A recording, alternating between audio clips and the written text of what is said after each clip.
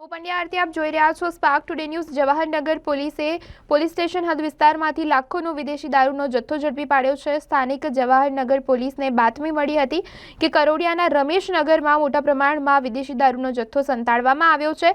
જવાહરનગર પોલીસે બાતમીના આધારે રેડ કરતા એક ભોંયરું મળી આવ્યું। તેમાં જોતા લાખોનો વિદેશી દારૂનો જથ્થો મળી આવ્યો છે। તપાસ કરતા દારૂનો જથ્થો ઇમરાન ઇબ્રાહીમ રાઠોડ ઉર્ફે ઇમરાન દરબાર એ સંતાડેલો હતો તેવી હાલ માહિતી પ્રાપ્ત થઈ રહી છે।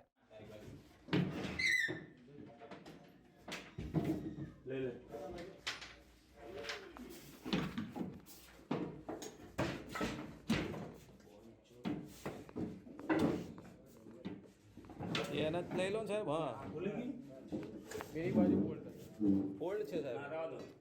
પેલા નટ કાઢ લો ને તો નટ લેડીઝ બરાબર અહીંયા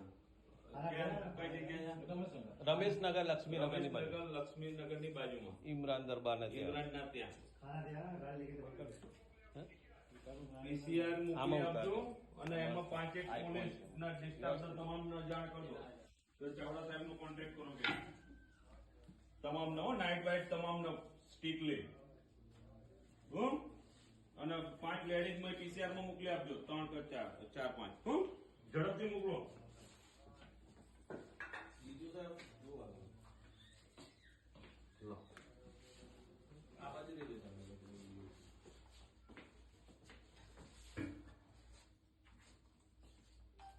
हेलो आई जाओ इमरान दरबार ત્યાં इमरान दरबार ત્યાં आई जाओ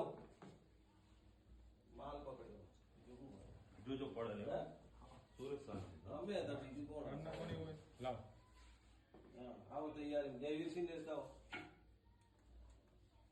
કોઈ એક્સક્યુઝ બા કરે વગર હો એક્સક્યુઝ વગર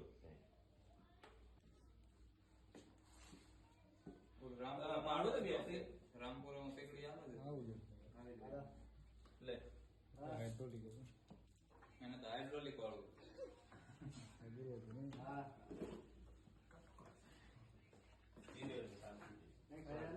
અને બે મજૂરો આ બોયનું ફૂડ તો વિડિયો જવાહરનગર પોલીસ સ્ટેશનનો કરોડિયા ગામ કરીને એક વિસ્તાર છે। ત્યાં એક રમેશનગર કરીને એરિયા છે।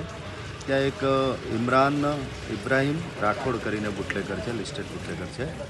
તો અગાઉ પણ એની ઉપર રેડો કરેલી છે અને સતત અમે રેડો કરતા જ હતા। એ દરમિયાન ખાનગી રાહે બાતમી મળતા એની જે રૂમો બનાવેલી છે ભાડે આપવાની, રેન્ટ ઉપર આપે છે, તેમાંની એક રૂમ બંધ હાલતની અંદર હોય। શંકાસ્પદ લાગતા ઘરનો દરવાજો તાળું તોડી અને અંદર જતા પ્રવેશ કરતા એક બેડ હતો, બેડની નીચે ટાઇલ્સ મૂકેલી હતી અને ટાઇલ્સને હટાવી અને જોતા નીચે ભોંયરું બનાવેલું હતું, જેની અંદરથી ઇંગ્લિશ દારૂનો મુદ્દામાં 145 પેટી જેટલો પકડી પાડેલ છે અને હાલની અંદર પોલીસની કાર્યવાહી ચાલુ છે, ગણતરી ચાલુ છે।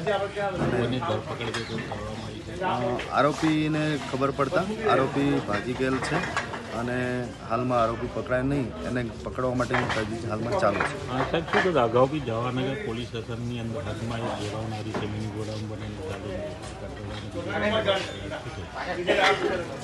અગાઉ એક રેડ પીસીબીએ કરેલી હતી, આવા પ્રકારનું ગોડાઉન હતું, એ હાઇડ્રોલિક હતું પણ આ હાઇડ્રોલિક નહોતું અને અમે તપાસમાં જતા એ દરમિયાન બાતમી મળતા આ રેડ કરેલ છે।